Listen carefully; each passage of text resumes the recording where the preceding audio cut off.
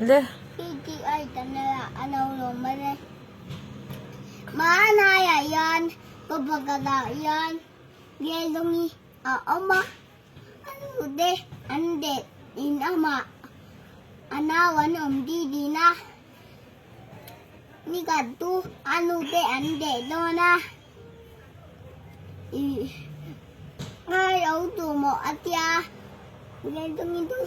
Tao ấu tù mộ atia. Anau dum mo atia anau au tu mo amo ti anau tu ti ma tum ta den de engawa yan iluga oya lem atia ai ka ka tu la atia indeng balang atia an oi de ateng kong de atia au in ten lawa ain do ya dangwan adenga ole imai dum anu de anu o anu de ande anu o ima ole imai dum du andui de le adi mawang itu Kelchawng itu. Kelchawng itu.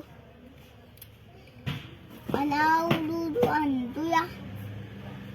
Itu inau ni mo anja. Nawe mana.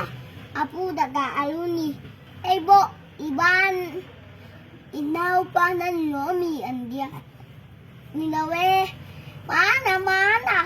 Apu daga apana ni andi ngota. Anau du Gelchawng itu anau du anu le ba te duan anau du dian dia andim em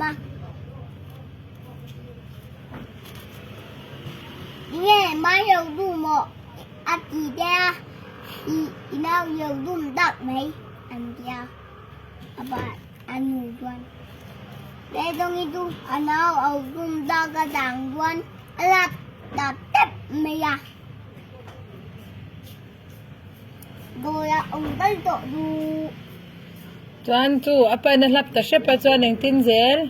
anh nghe này cả Apa khan in chunga khan eng tin ti kha. cái In chunga khan eng kha anh đi nghe gai lo pho an sing ron tian mi ka.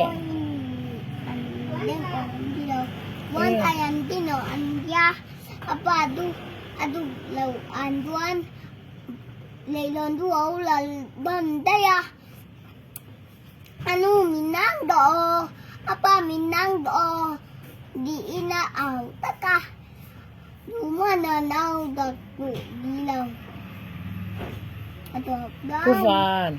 putan ni dai tuai au da la wan au wai ta wang atia budana tu adui tuai du ad on da dai yota le bun ti te ban bun ti te le ban bun ti te ape dui nai dang de ape tuan anei an indunga pogkan adum da le adop tam Ano ten tunge in chunga.